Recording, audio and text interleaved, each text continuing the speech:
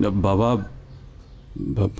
बात यह है कि इस तरह रिश्ता मांगने पर कोई एतराज़ नहीं है मुझे, मगर उसका इस तरह रिश्ता मांगना हमारे लिए आगे कोई हम मसला खड़ा ना कर दे।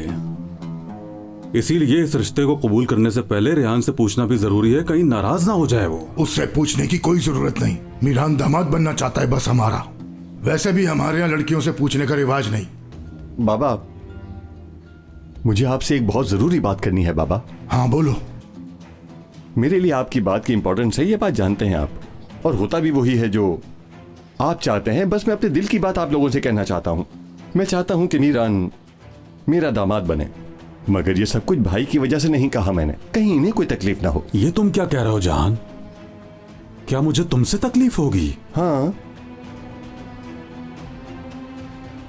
आप लोग फैसला कर चुके हैं और मुझे कह रहे हैं कि चुप करके बैठ जाओ। अजीब बात है जहान। माहिर वापस आ गया और मैं आपको बता नहीं सकती वो कितना डरा हुआ है। तुम उसकी फिक्र छोड़ो, पहले अपने बारे में सोचो कुछ। उस दिन तुमने मेरी जान ही निकाल दी थी। तुम्हारे दादा उस बात को भूलेंगे नहीं। तो मैं क्या करूं अम्मी? गुस्सा हो भी गए तो ज्यादा से ज्यादा हाथ उठाएंगे। हाँ, कितनी आसानी से ये बात बोल दी। वो जब तुम पे हाथ उठाते हैं ना तो रेहान तकलीफ मुझे होती है, और तुम जानती हो ना उनको कोई नहीं रोक सकता है यहाँ पर। तुम्हारी माँ हो इसलिए ऐसा सुलूक नहीं देख सकती। अच्छा ठीक है। रियान बेटी, तुम तो किसी की भी बात नहीं सुनती। लड़कों की तरह घोड़े पर सवार होकर जहां दिल चाहता है वहां चली जाती हो।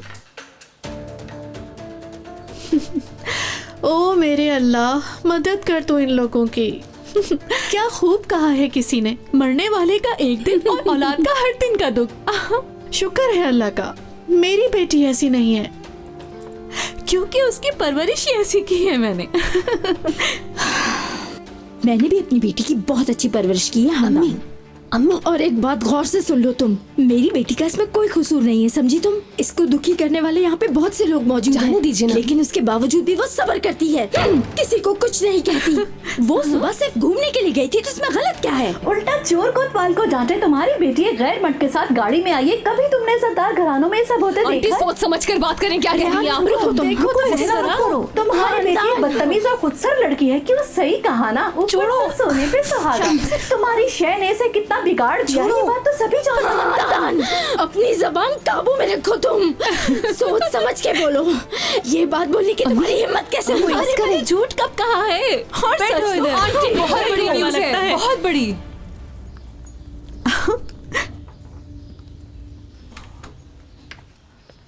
संभालो खुद को। एक बात बताऊं आप सबको? हाँ, मीरान पता है क्यों आया था? पूछे ना क्यों आया था? अब बता भी दो। रिश्ता मांगने। किसका बेटा? किसके लिए आया होगा भला? जाहिर है रेहान के लिए थोड़ी आया होगा। ऑफ कोर्स मेरे लिए आया है। हाँ हाँ हाँ, तुम सच कह रही हो? भाई। लेकिन जान, भाई बुरा मत मनाना, लेकिन मैं तो बस ये चाहता हूं कि हम दोनों भाइयों के बीच कोई इख्तलाफ ना हो।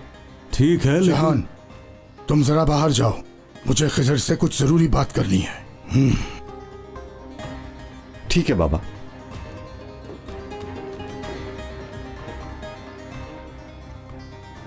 खिजर, गौर से सुनो मेरी बात। जी बाबा। यारीन, वो खून है हमारा, वो हमारी नस्ल है। और रेहान किसकी बेटी है? तुम्हें पता है किसकी है? मगर बाबा। खामोश। क्या ये झूठ है कि तुम एक बेवा औरत को इस हवेली में लाए जिसके ये पहले से होने वाली थी, और तुमने जिद करके उसके बाप की जगह अपना नाम दिया? और सिर्फ यही नहीं, यहाँ तक कि तुमने उसे शादोलों का सरनेम भी दिया। भूल गए क्या? कुछ याद है तुम्हें? बाबा, इतने साल हो गए अभी तक मुझे ये ताना देते हुए, अब थके नहीं, भूले नहीं आप। लेकिन बाबा बहुत हो गया। हमेशा से मैंने अपनी गर्दन आपके आगे झुकाई है, फिर भी हमेशा से मैं कसूरवार रहा हूं। आखिर किस लिए? सिर्फ एक यतीम की परवरिश की मैंने, इसलिए। देखिए बाबा, अगर आप ये कहते हैं कि ये लड़की इस खानदान का खून नहीं, तो उस लड़की का फैसला करने का आपको भी कोई हक नहीं। लेकिन अगर आप वो हक लेना चाहते हैं तो आपको उसको भी अपना खून तस्लीम करना होगा। बाबा, करेंगे आप?